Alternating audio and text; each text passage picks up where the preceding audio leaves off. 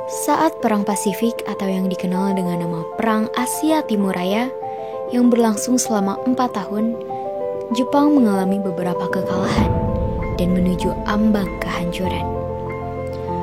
6 Agustus dan 9 Agustus tahun 1945, Hiroshima dan Nagasaki dibom oleh sekutu, membuat Jepang semakin terperosok dalam lubang kekalahan. Sampai akhirnya, tanggal 14 Agustus 1945, Jepang menyerah tanpa syarat kepada sekutu. Berita tentang kekalahan tersebut sangat dirahasiakan oleh Jepang. Bahkan, semua stasiun radio disegel oleh Jepang. Tapi ternyata, siaran tersebut tertangkap di Indonesia dan Sultan Syahrir mendengarnya.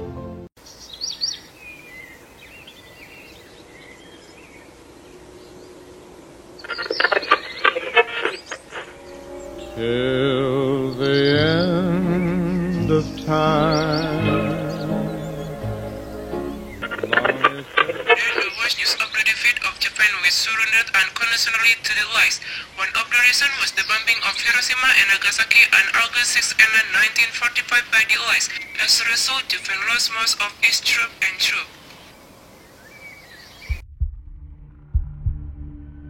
Bung Hatta, bagaimana soal kemerdekaan kita, Bung?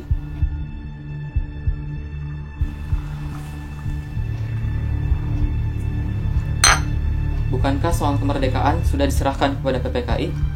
Tetapi menurut saya, sebaiknya kemerdekaan segera dilaksanakan tanpa melalui PPKI, karena PPKI merupakan bentuk Jepang dan jika kita merdeka melalui PPKI, sekutu akan menganggap Indonesia buatan Jepang.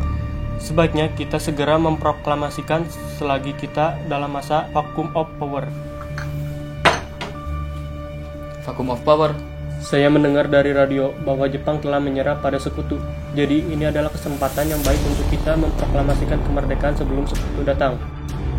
Bung Hatta dan Sultan Syahrir pun pergi ke rumah Bung Karno untuk memintanya memproklamasikan kemerdekaan. Namun, Bung Karno merasa tidak berhak untuk memproklamasikan kemerdekaan. Karena menurut Bung Karno, yang berhak untuk memproklamasikan kemerdekaan adalah PPKI.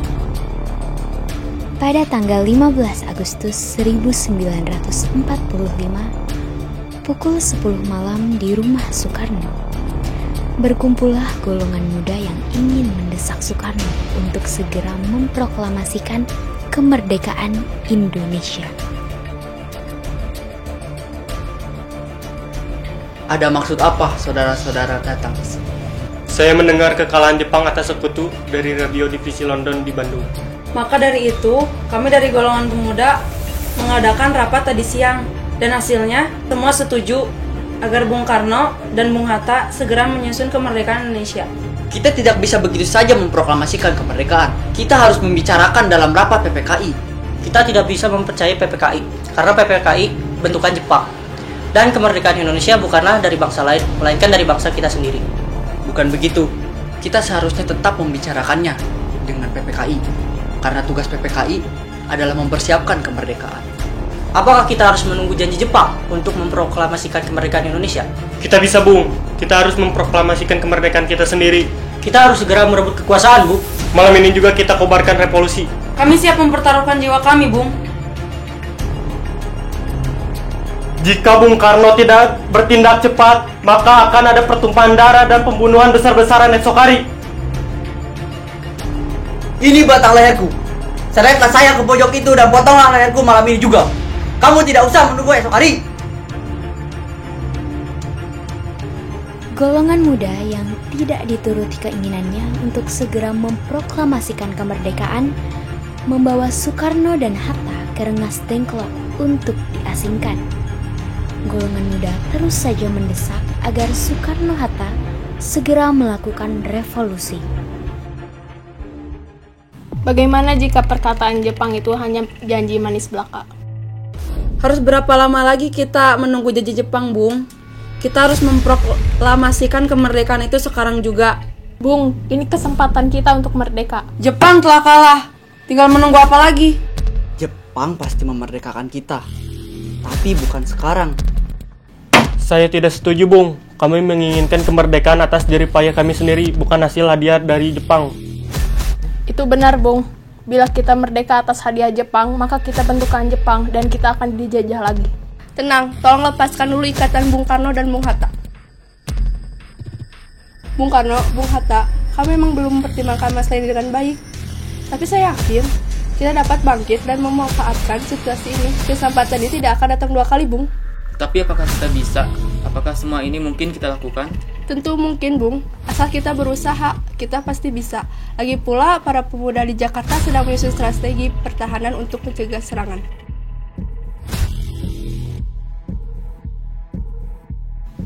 Kita akan memproklamasikan kemerdekaan.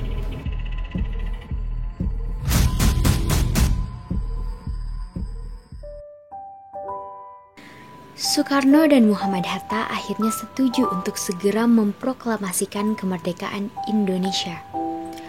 Rumusan teks proklamasi ditulis oleh Soekarno di rumah Laksamana Maeda dan diketik oleh Sayuti Melik.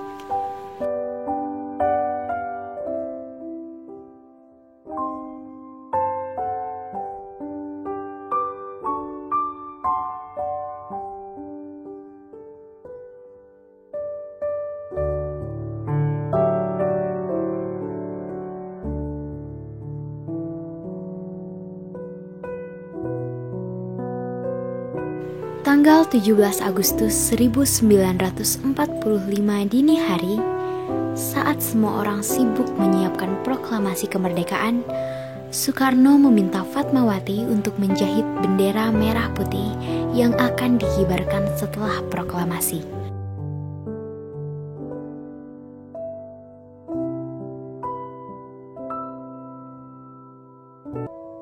Indonesia tanah air beta, pusaka abadi nan jaya.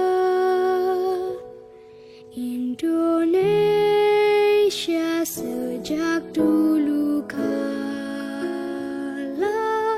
tetap dipuja-puja bangsa. Di sana tempat lahir beta, dibuai, dibesarkan bunda,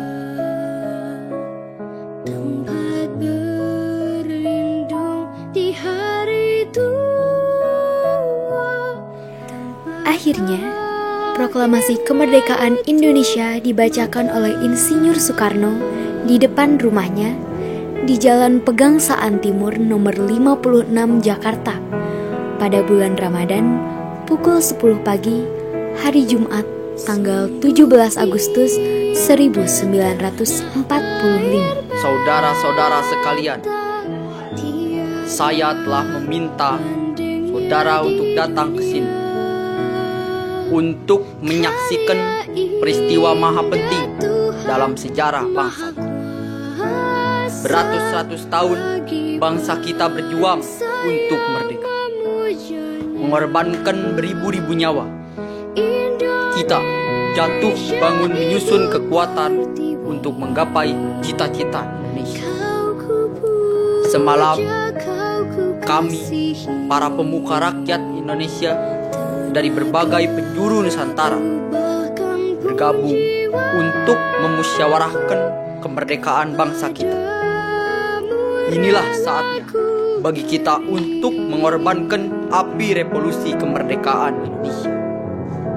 Saudara sekalian, dengan ini kami menyatakan kebulatan tekad kami. Dengarkanlah proklamasi ini. Proklamasi. Kami, bangsa Indonesia, dengan ini menyatakan kemerdekaan Indonesia. Hal-hal yang mengenai pemindahan kekuasaan dan lain-lain diselenggarakan dengan cara saksama dan dalam tempo yang sesingkat singkatnya. Jakarta, 17 Agustus 1945, atas nama bangsa Indonesia, Soekarno, Hatta.